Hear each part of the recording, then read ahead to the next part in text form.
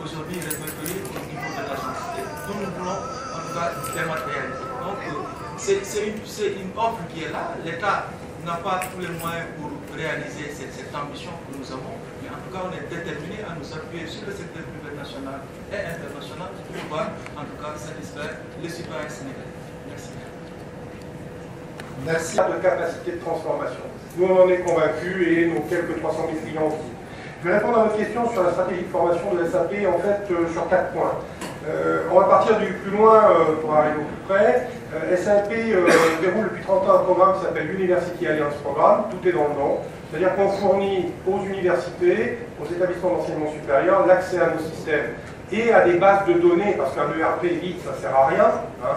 Donc de véritables études de cas. J'étais hier avec des représentants de l'université de Dakar, des représentants de l'université de Saint-Louis, quelqu'un du ministère de l'enseignement supérieur. On va, dans les semaines qui viennent, conclure un certain nombre d'accords et donc intégrer des usages pratiques d'outils standards du marché dans les formations universitaires au Sénégal, comme on le fait dans à peu près 2000 établissements d'enseignement supérieur dans le monde.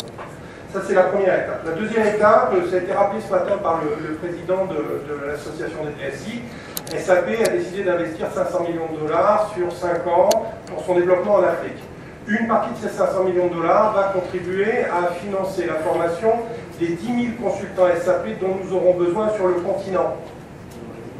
10 000 consultants formés sur 5 ans, c'est pas un petit projet, d'accord? On travaille aujourd'hui à une première session de formation à Dakar, au 2e ou au 3e trimestre. L'idée pour nous, c'est pas de faire de la formation et donner une médaille de plus à un étudiant, c'est une formation qui débouche sur un emploi. Donc le modèle d'engagement, il est très simple. SAP, ses partenaires, ses clients et les pouvoirs publics. Et chaque étudiant qui est pris dans une formation, il a la garantie au minimum d'un stage. Troisième niveau, c'est l'ouverture au numérique, au code, pour tous.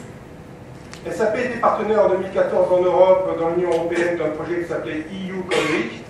On a décidé de lancer une Africa Code Week en Afrique. On a sélectionné 10 pays, dont le Sénégal. L'objectif, c'est au mois d'octobre prochain, organiser des sessions d'initiation au code pour des jeunes, pour des enfants, et on vise 20 000 jeunes formés, initiés en Afrique. Là aussi, ça va se faire avec nos partenaires, avec nos clients et avec les pouvoirs publics. Dernière chose, l'accès à la connaissance aujourd'hui a été révolutionné par Internet. Les MOOC, qui ont été une vue de l'esprit pendant très longtemps, aujourd'hui ils existent et ils sont là. SAP a un MOOC, c'est facile à trouver, open.sap. Tapez ça sur Google, Bing, Yahoo ou tout autre moteur de recherche, pour ne pas faire de jaloux. Et vous allez vers des formations certifiantes, gratuites, qui permettent d'accéder au net plus ultra de la technologie. Donc voilà, j'espère avoir répondu à vos questions. Évidemment, dans le cadre de chacun des projets qu'on est amené à faire, il y a une dimension formation, mais ça c'est, je dirais, business as usual.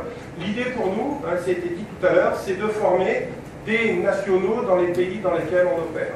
Juste un dernier chiffre, l'évaluation du nombre de consultants indiens en Afrique est de l'ordre de 20 000. Ça veut dire qu'il y a 20 000 jobs pour des Africains. Juste un dernier point. C'est de dire, et là non, je passe un peu pour ma paroisse parce qu'on vient de s'installer au Sénégal, c'est qu'aujourd'hui, et ça va me permettre aussi de soulever une problématique sur les diplômes. Vous savez, aujourd'hui, les entreprises veulent des diplômes, licence, master, etc. Et aujourd'hui, il y a un besoin pour une entreprise de dire si tu n'as pas la licence, si tu n'as pas le master 1, tu n'as pas le master 2, tu ne nous intéresses pas. Nous, on voudrait casser ce modèle-là. On voudrait, en particulier dans le domaine numérique, pouvoir dire quelqu'un peut aujourd'hui se former et il peut y avoir, comme nous au GIS, une structure qui valide les compétences, qui challenge les personnes et qui dit, bah voilà, toi aujourd'hui tu t'es mal orienté, tu as fait des études de l'histoire de l'art, tu es au Sénégal, tu n'as pas été bien orienté, c'est pas grave. Tu peux avoir une nouvelle carrière dans le numérique, dans l'informatique. Nous, c'est notre métier. Merci. Et...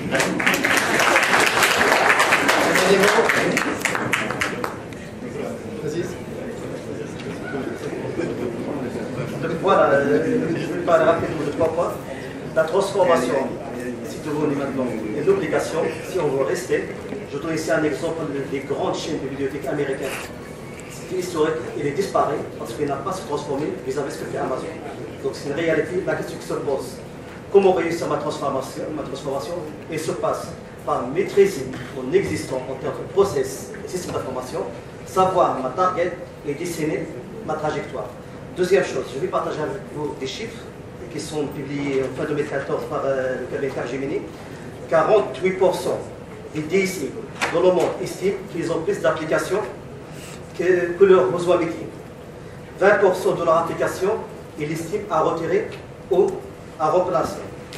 Ça, c'est un chiffre, il y a beaucoup de chiffres dans ce sens. Là, pour vous dire un message pour mes chers DSI ici, je vous dirais à mes chers DSI, vous n'êtes pas là pour faire des pompiers. Le pompier pour les applications. C'est-à-dire, on sort, on les appelle, il y a un problème d'application, je cours pour régler le problème. Vous n'êtes pas des pompiers. Vous êtes là pour participer à la croissance de votre entreprise. Ça se fait pas, vous êtes là pour, je dirais, proposer l'innovation. Et l'innovation, ça suppose déjà maîtriser votre système d'information existant. Si vous ne maîtrisez pas, il y aura beaucoup de circuits de maintenance et généralement les pays disent 72% de leur budget informatique est consommé par la maintenance. Ils disent 36% de leur temps et de leur équipe est passé dans la maintenance. Donc vous faites que la maintenance, où est l'innovation, où est la cyberadministration, où est la transformation. Je vous laisse commenter ça. Merci.